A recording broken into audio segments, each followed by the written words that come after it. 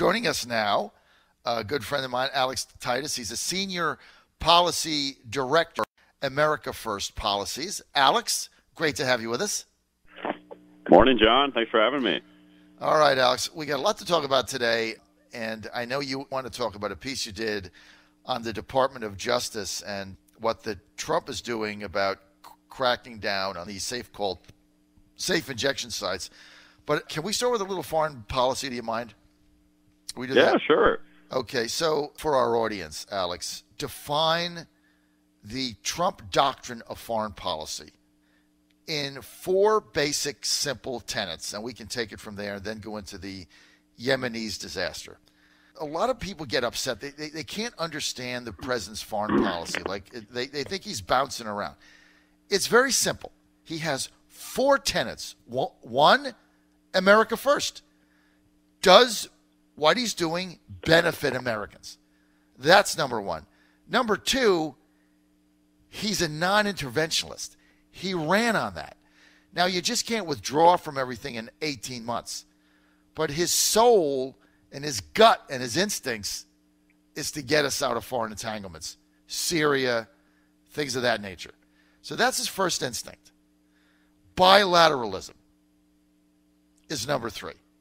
The president believes in bilateral negotiations.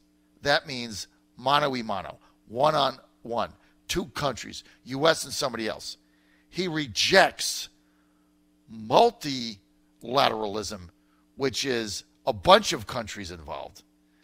And he believes, number 4, in reciprocity. So America first, non-intervention, bilateralism, and reciprocity. And if you look at the moves the president has made, okay, getting out of TPP, that fits. Getting out of NAFTA, that fits. Getting out of the Iran deal, that fits the 4. Getting out of the Paris Climate Accord, that fits. Challenging NATO to step up, that fits. Individual negotiations with Vladimir Putin, Kim Jong-un, Mexico, now Canada, that fits. Look, the president believes that each nation's sovereignty and safety is primarily their own business and in their own hands. And so I think, Alex, these are the tenets that drive the president's foreign policy. Do you agree or disagree? Yeah, no, I definitely agree with you in some ways. I think the biggest sort of driver that we've seen within Trump's foreign policy since he's been in office is that the president understands that the United States has essentially an advantage over every other country in the world. We have the strongest economy, we have the strongest military, we have very good alliances across the different regions of the world. And the U.S., the world really looks to the United States to promote leadership, essentially. Now, over time, especially since the end of the Cold War, I think that you've seen a lot of other countries sort of free riding off of this leadership without wanting to sort of contribute to sort of the pot per se. Now, I think as you said earlier, a great example of that is NATO. I mean, the difference that you see in some of these European countries in NATO compared to pre-Cold War or during the Cold War to post-Cold War is, it's crazy. A lot of these countries weren't even fulfilling their very basic requirements to fund their own defense. They were spending it on welfare instead. Now, other presidents were just sort of willing to allow them to free ride off of this. And when President Trump came into office, I mean, he promised to upend the status quo. And as you said, we've seen almost the majority of countries in NATO have committed to upping their spending. And, right. They're the ones who are actually very close to Russia. They're the ones who face the very real threat every day. And I think that that's just one very good example of sort of the Trump doctrine that, the United States is going to engage with the world. We are America first. And, of course, America first doesn't mean America alone, but that other countries are going to have to step up their commitment if they want the U.S. to essentially continue to have this sort of leadership burden in many regions in the world. But I think that you're definitely right that the president did come in and sort of upend the status quo and he's really done a good job of kicking a lot of our other allies into shape in terms of on the economic issues, in terms of on the military issues, and really sort of showing them that, this is a two-way street. This is not just a one-way. You're not going to continue to benefit off the U.S. entirely without pitching in anything yourself. The thing I want to get to here, Alex, is that there is this narrative going on in the echelon of intelligentsia, shall we say, of the elites here in Washington. And that narrative is Trump's foreign policy is like he doesn't have one, like it's impulsive. It's whatever he decides to do on any given day, and he just picks up the phone. And he upsets alliances, and he upsets the natural order of how countries operate. And that's kind of the position that the elite intelligentsia in this town push out every day. And I reject that because I think his foreign policy it's too simple for them to understand. And I think it also creates the president a lot of conflict, right? For instance, I know he didn't want to send those 5,000 additional troops to Afghanistan. He campaigned about getting out of Afghanistan. I know he didn't want to do that. And he really made McMaster, and that's basically McMaster's war. He made former NSC Director General H.R. McMaster justify that 5 Wednesday. He didn't want to do it. A year later, it's failed, right? The whole thing has failed. He wants to get out of Syria. We both know that. He's trying to find a way out. But, he's surrounded. Still, you got people in the State Department or whatever that, he's surrounded by neocons in there that want to flex their muscle all over the globe. And that's, what the military-industrial complex does. Now, Alex, let's get to the Yemeni situation. I mean, this is a real problem for the Trump administration. Don't you agree? I think that Yemen is quite a problem for, really all of the parties involved in the conflict. All of the parties, just a very brief highlight for the viewers. We have a Saudi and UAE coalition right now that is fighting against Hutu rebels who are, of course, backed by Iran. And essentially we've seen the Yemen turn into what I believe someone on the UN characterized the other day as the greatest humanitarian disaster at this point in time, which is very scary to think about. I mean, we still have, 500,000 people dead and millions of people displaced in Syria. And if Yemen has overtaken that as the greatest humanitarian disaster, that's a very sad scenario that we have right now. Now, I think that the sort of issue is that we know that Saudi Arabia and the UAE are being backed right now by the United Kingdom, the U.S., Turkey, and as well as Pakistan, sort of against these Hutu rebels who are funded by Iran. But the conflict has mainly sort of remained in a stalemate for, I'd say, approximately the past 4 years, which it looks like the Saudis and the UAE coalition are finally starting to make gains.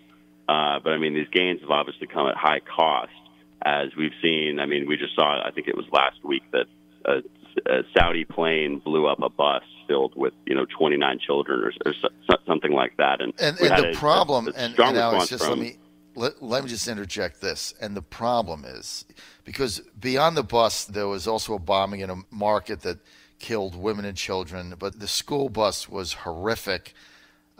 Some mistake was made, and I know General Mattis said he was going to do an investigation. Come on.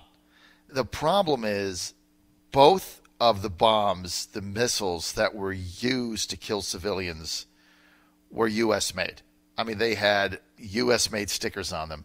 So, they're buying the weapons. We've got U.S. advisors there advising them what to do, and we're getting children blown up. And then you look at the UAE, the Emiratis running these prisons there, and the allegations of abuse that has gone on that makes Abu Dhabi look like child's play. So that's horrific. And then you look at the UN is looking basically at filing war crimes against the coalition. This is some pretty serious stuff we got going on. And, the U.S. is in there advising Saudi pilots on what to do and training them. Don't you find that troubling? No, it's definitely troubling, and I know that that the Trump administration, as well as the UK, have really been bouncing back and forth for their support of this, especially as the civilian casualties have increased. Personally, though, my greatest fear is that if the United States stops with, and I mean, we don't know exactly what's happening on the ground. We know these advisors are essentially helping to, as you said, advise the pilots, but as well as sort of helping to advise some of the on-the-ground fighting. My only fear is some of these folks are removed, that if the conflict could continue to get a little bit more bloody. But I know that there's a number of reports that, folks like us, John, unfortunately don't have access to the information. Mm-hmm. And we know, though, that there has been individuals within the DOD, and as you said, Mattis is analyzing the situation if the U.S. is going to continue its support there. But I mean, overall, the conflict in Yemen is very sad. What's going on right now with the civilian casualties? It's horrible, and it gets back to what the president said during his campaign: is that we shouldn't be involved in these foreign entanglements. And if the Emiratis and Saudis, if they want to continue this fight, we really should not be involved in this. And that's my position on it. And the UN isn't going to do anything. I mean, if it were my advice, I would think the U.S. would want to get involved in a major, major diplomatic effort in order to end this war where so far 50,000 Yemenis have died in this conflict. I mean, 50,000 dead Yemeni people, that's a lot of people. And of course, the fake news media never covers this because they'd rather talk about Lanny Davis and Michael Cohen or whatever else they waste our time on. But this is like a major thing going on in the world. So my other question is, it appears that the UN and the Security Council is going to launch or want to launch a full investigation of war crimes and anything else that's gone on in this conflict. And then the question becomes, is Nikki Haley going to veto that or let it go forward? What say you, Alex Titus? You're certainly right, John. That is the $64,000 question. And it will be interesting to see as that goes forward, if it does go forward, of what the administration's response is on that. Specifically because we can look back from the reverse end on another scenario when the United States, as well as the UK and other countries, wanted to investigate Russia for war crimes in Syria and some of the atrocities that were being committed by Assad through the UN and through the UN Security Council. But those resolutions and those investigations were continuously vetoed by Russia, who, of course, is very aligned with Assad in that circumstance. So, I mean, it will be interesting to see going forward sort of what happens. But, I mean, I think that the United States could use that sort of as leverage as well, because the UAE and the Saudis are, of course, very, very close to the United States. They could, sort of hopefully leverage some of that into ensuring that these planes and these bombs and these attacks are being made against these Hutu rebels. They're not actually being made against civilians and, as you said, against school buses and things like that. Horrible. So, I mean, hopefully, even if there is no investigation, that the United States can at least use some of this leverage to stop some of the bloodshed with civilians. Well, okay, so two wrongs, as we know, Mama taught us, two wrongs don't make a right, right? So you're going to make a prediction. When this UN resolution comes up in the Security Council, will Nikki Haley veto it? Yes or no? Make a prediction. I would imagine at this point in time she would probably veto it. If the conflict continues to spiral more out of control with more of these civilian deaths, I might reconsider that prediction. I will take the opposite view. I don't think the U.S. is going to veto it. I think we have a moral obligation to go forward. And just because the Russian Federation vetoed the same thing in their own situation, we have a different standard. I don't think they'll veto it. Alex, you've been fantastic. Hey, this segment brought to you by, with Alex Titus, who's a senior policy advisor of America First Policies, brought to you by our good friends at America First Policies, the number one, numero uno PAC in America, supporting President Trump's America First agenda. That's why I love them so much. Now, you've been listening to me for years, and I've been saying for 30 years, NAFTA is a disaster. with a capital D. I've always said we need to fix it or just forget the darn thing. Well, we finally replaced it. After decades of empty promises from both parties in Washington, we got it done. Our negotiators have struck a new, better trade deal with Mexico.